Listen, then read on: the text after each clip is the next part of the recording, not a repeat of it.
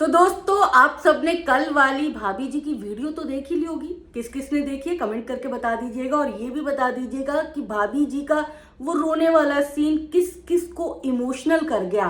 क्योंकि बहुत सारे लोग उस रोने वाले वीडियो को देखने के बाद अपनी हंसी नहीं रोक पा रहे थे और यही कह रहे थे कि भाभी जी बहुत अच्छा ड्रामा कर लेते हो। मतलब पति तो ड्रामेबाज पहले से ही था और अब आप भी कहीं ना कहीं सीख रही हो, ठीक है ना, क्योंकि इतना परफेक्ट आप रोए नहीं, फैंस के दिल तक आपके रोने की आवाज नहीं गई। और अब फैंस को लगने लगा है कि भाई दोनों पति पत्नी तो एक ही थाली के चट्टे वट्टे हैं। एक बोलता है तो दूसरी चुप हो जाती है, दूसरी बोलती है तो पति चुप हो जाता है। मतलब कहीं ना कहीं कनेक्शन अभी भी जुड़ा हुआ है। भाभी जी और भैया जी दोनों को, मतलब दोनों लोगों को डिफेम करके जो पैसा माल कमाना चाहते हैं, अब उसकी खुल गई है पोल। क्योंकि भाभी जी खुद अपनी बातों में ही फंस गई हैं। अभी अपनी वीडियो में भाभी जी ने बोला था कि मुझे वीडियो कॉल करके 4 औरतों ने धमकाया, तो अब उस वीडियो की भी पोल खुल गई है। मीशू ने अपनी वीडियो में बता दिया है कि भाई उस 4 औरतों में एक मैं भी थी, नीतू महना भी थी, जगत दीदी भी थी, खुद ये भी थी और इसका पति भी था। मतलब 4 औरतें और एक मर्द, वीडियो कॉल खेला गया। और ये तब की बात है जब भाभी जी ने मीशू को अपनी बात कही थी, दिल की बात कही थी कि भाई मुझे अच्छा नहीं लगता मीशू दीदी, मेरा पति जो है ना जगत दीदी के साथ वीडियो बनाता है तो मुझे अच्छा नहीं लगता, मुझे कहीं ना कहीं कुछ गड़बड़ लगती है। 1 साल पहले आपने ये बात बताई थी और उसके बाद जब मीशू ने आपको समझाया कि अगर तुम्हें अच्छा नहीं लगता तो अपने पति को कंट्रोल करो, अपने पति को रोको, अपने पति के साथ ही पार्टी में जाओ, मतलब अपने पति को अकेला मत छोड़ो। कोई भी औरत इसी तरह सलाह देती, लेकिन आपने क्या किया, आपने वीडियो कॉल पर जगत दीदी को बोला मैं तो आपके बारे में ऐसा सोच भी नहीं सकती, मुझे तो मीशू ने क्या किया है, मीशू ने मुझे भड़काया है आप सबके प्रति, मैं तो सीधी सादी भोली भाली प्यारी न्यारी सब हूं, मेरे अंदर कहाँ इतनी स्मार्टनेस है। तब मीशू ने आपको क्या बोला था कि तुम जितनी भोली भाली दिखती हो उतनी हो नहीं।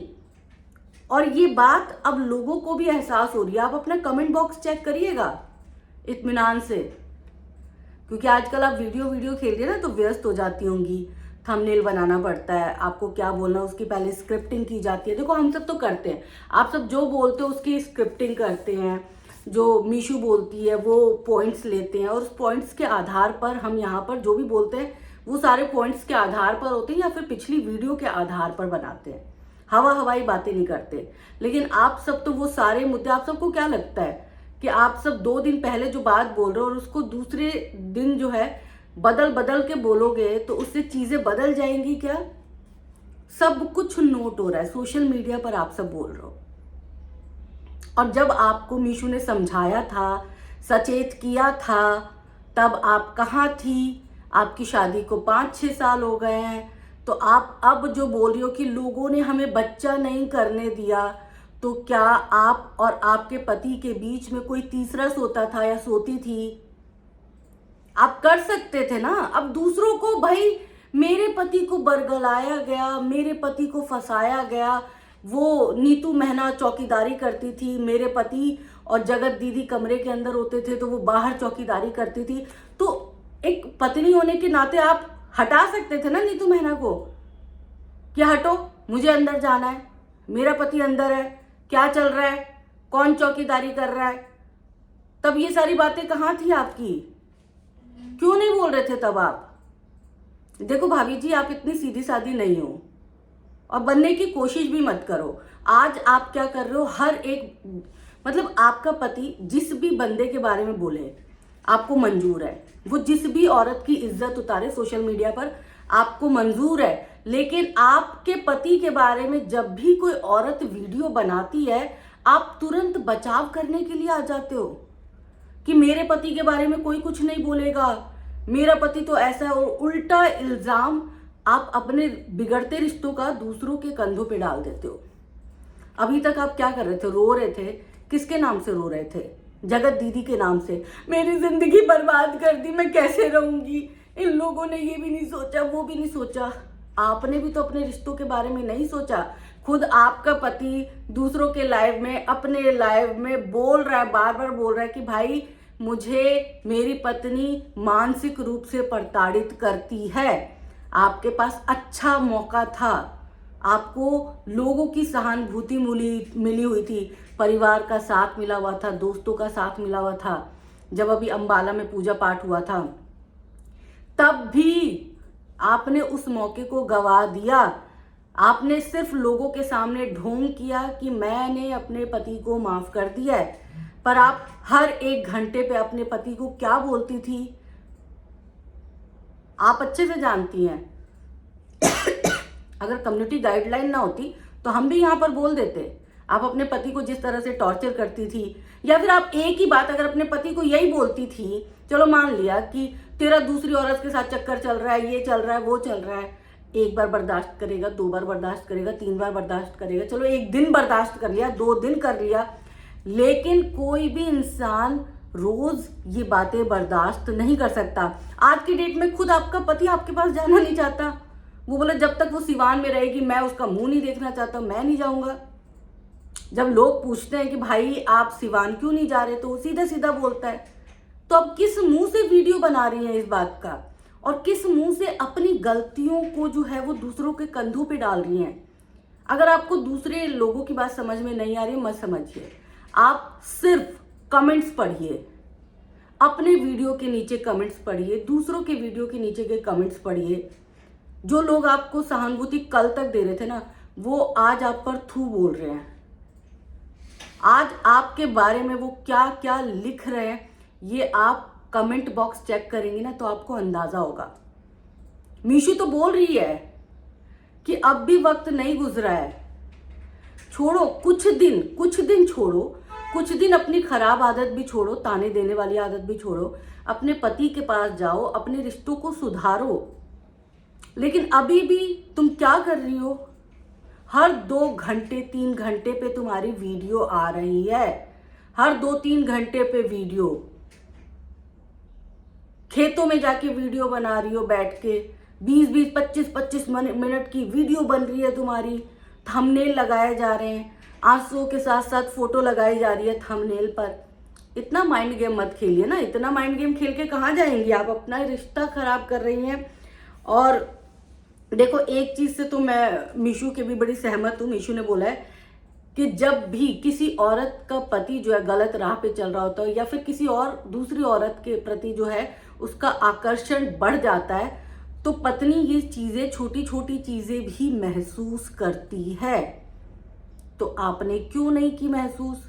आप खुद बोल रही थी कि मेरा पति 3-3 बजे रात तक वीडियो कॉल पे बात करता था, मेरा पति 3-3 बजे रात तक चैट करता था, तो आपको समझ नहीं आ रही थी ये बातें? फिर आज आप क्यों हर एक औरत पर कि मेरी जिंदगी सरिता जेठू ने बर्बाद कर दी, मेरी जिंदगी जगत दीदी ने बर्बाद कर दी, मेरी जिंदगी भोपाल की गहना ने बर्बाद कर दी, मेरी जिंदगी मीशू बहना ने बर्बाद कर दी, मेरी जिंदगी फलाना ने बर्बाद कर दी। आपका जब पति में चेंजेस आ रहे थे, वो आपको वक्त नहीं दे रहा था, आपके साथ वो पार्टी में नहीं जाता था, आपको लेके कहीं नहीं जाता था, आपके साथ जो है वो दुर्व्यवहार कर रहा था, तो आपको ये सारी बातें अपनी सास को बतानी चाहिए थी, आपको उनसे जो है सलाह लेनी चाहिए थी, आपको अपने रिश्ते में जो है थोड़ा सा सुधार लाने की कोशिश करनी चाहिए थी। ऐसी कौन सी औरत होगी जो अपने पति को दूसरी औरत के साथ एक कमरे में, बंद कमरे में देखने के बाद भी वो दूसरी औरत को बोलेगी कि ये पहरेदारी कर रही थी? जब आपको वो पहरेदारी करती हुई दिख रही थी तो आपने बोला क्यों नहीं? आज मीशू की बात, एक एक बात पूरी तरह से सच है। अंबाला जब सृष्टि, स्वाति, ये सारे लोग गए थे और उसके बाद जब आपके पति ने धज्जियां उड़ानी शुरू की तो आपने कुछ नहीं बोला, आप अपनी वीडियो बनाती रही, मैं मासूम, मेरा पति मेरे साथ ऐसा करता है, मेरी दुनिया बर्बाद कर दी इन लोगों ने। मैं तो अबला हूँ, पहरेदारी करते थे, इन औरतों ने मिलके मेरे साथ ऐसा किया। क्या कर रही थी आप ये, और क्यों कर रही थी ये सारी चीजें? और अब भी नहीं रुक रहे हो आप सब, अब भी लगातार यही चीजें चल रही है। मतलब ये तमाशा खत्म होना चाहिए ना, क्यों नहीं कर रहे तमाशा खत्म? अपने पति के पास जाओ, तमाशा खत्म करो। वीडियो बनाने से तमाशा खत्म नहीं होगा, आपका असली चेहरा जो है वो सामने आएगा। जितने दिन की सहानुभूति आपको चाहिए थी वो मिल गई है ना। और अंकुश सक्सेना ने भी कुछ बोला है कंट्रोवर्सी के लिए, वो इससे अगली वीडियो में बताऊंगी कि किस लिए आप सब इतनी कंट्रोवर्सी कर रहे हो। मतलब भाई जाता है, पति जाता है, माँ आ जाती है, देवर आ जाता है, बहन आ जाती है, आप आ जाते हो, और उस हर औरत के बारे में जिसके बारे में आपका पति बोल रहा होता है, या फिर जो भी औरत आपके पति के खिलाफ वीडियो बना रही होती है, आप सब मिलके, घर वाले मिलके, घर का एक एक सदस्य मिलके उस औरत का जीना मुहाल कर देते हो। आप सब के वीडियो के टाइटल यही होते हैं, देखिएगा। और कहीं ना कहीं आप सब मिले हुए हैं, मेरा बेटा अच्छा, मेरा बेटा ये, मेरा बेटा वो, मेरा बेटा, मेरे बेटे को लोग पोक कर रहे हैं। आपका बेटा कुछ नहीं कर रहा, आपका बेटा अम्बाला में बैठा, 3 मंजिल के घर में बैठा आराम कर रहा है, किसी को कुछ नहीं कह रहा।